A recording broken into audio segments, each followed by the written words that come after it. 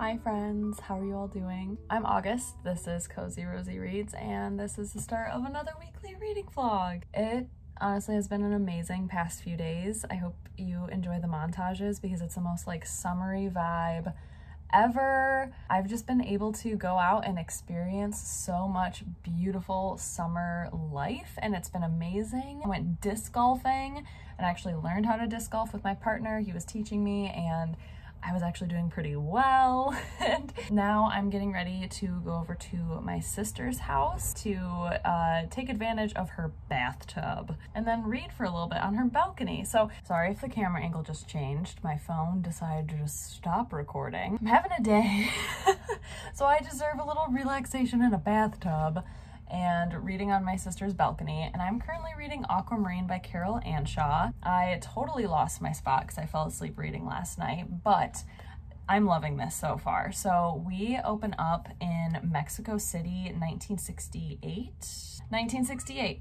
And it follows our protagonist, Jessie, who is an Olympic athlete and she's a diver and swimmer. And it's her getting ready on the jumping block, the mounting block, you know, for the dive. She's at like either the Olympic trials or the Olympics themselves.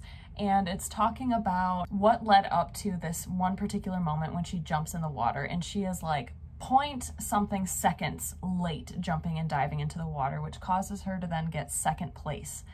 And that is how we open up with the book. The book is then a triptych, so there are 3 different sections in here of what her life was or could have been in all these different like parallel universes after getting second place in the Olympics. So where I left off in the first story, which is called Skywriter, and it takes place in 1990 in New Jerusalem, Missouri. And Jessie has settled into this like very domestic life. She's living with her very long time partner, or husband, I think they're married, and he owns a cave, like a tourist cave, and she helps manage it. She has a younger brother that lives with her, and I will say right off the bat, my friends, this book was written in the 90s. It is 90s literary fiction, 1992. It uses the R word very repeatedly already, and I know that that was quite normal up until like maybe the early 2000s to use the R word in describing anyone who's on like the autistic spectrum, which is what it kind of sounds like. Her brother is on like the autistic spectrum. So yeah, it uses the R word, so definitely be cautious. The language is outdated, especially in that sense. But it's talking about her past, what caused her to maybe even get second place, because there is like a sapphic romance and relationship between Jessie and her competition during the 1968 Olympics, and things happen. So that is the first life, and I'm really excited to see what the other lives are gonna be, and I think they all take place, I didn't wanna look too far ahead, but I do believe they all take place in 1990.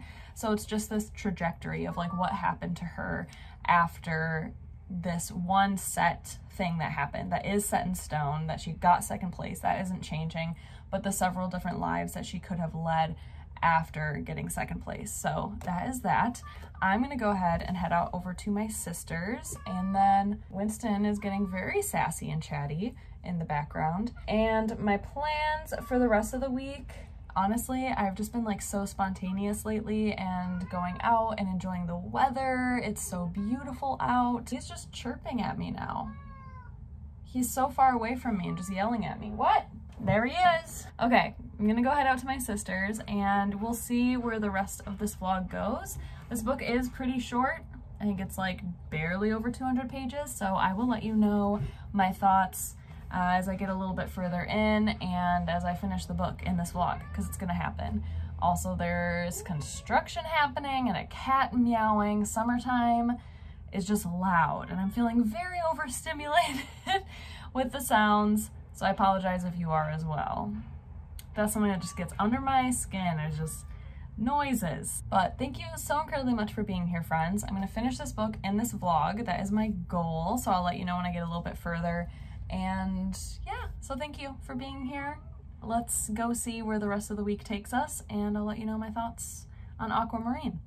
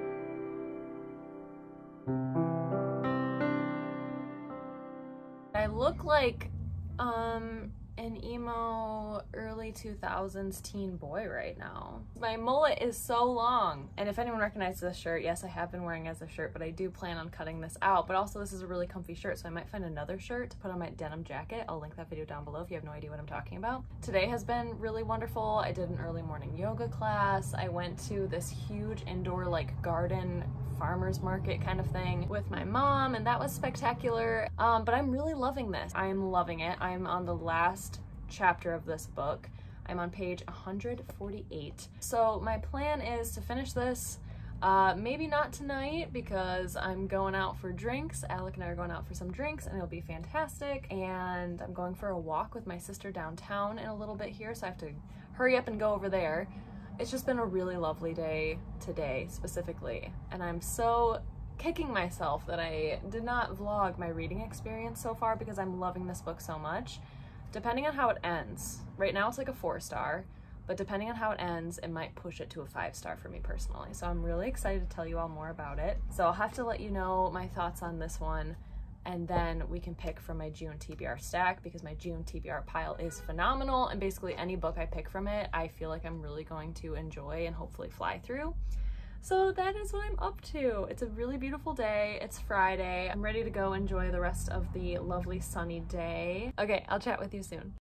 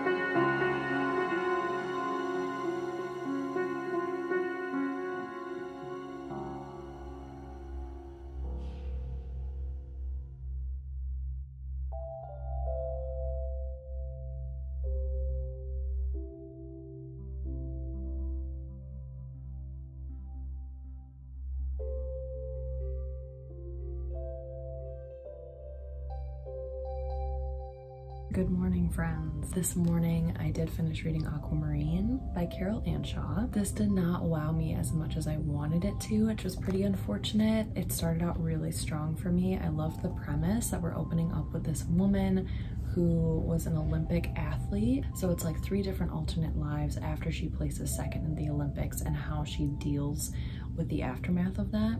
So in one life, she returns to her hometown in Missouri. She settles into a really easy kind of life where she has a long-term partner.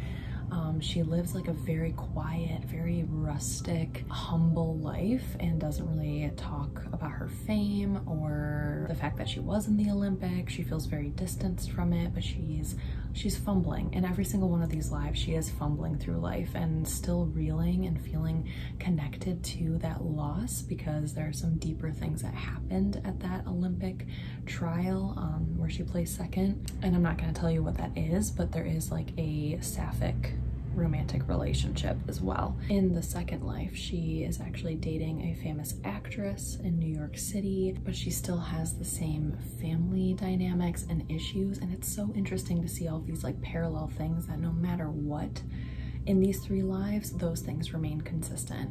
And it's so interesting. I think I liked that the most, is like all of these continuous things throughout these lives that no matter the decision she makes and the way her life goes, those things remain consistent and solid throughout each one. And then the final life, she's living in Florida, she's divorced, she has 2 grown kids, and in every single life she's like not feeling secure in herself and is holding on to the past, but convinces everyone around her that she's given up her swimming days. She no longer finds joy in swimming. She doesn't think about her past like failure and didn't get the gold medal. Come here. We're in matching sweaters.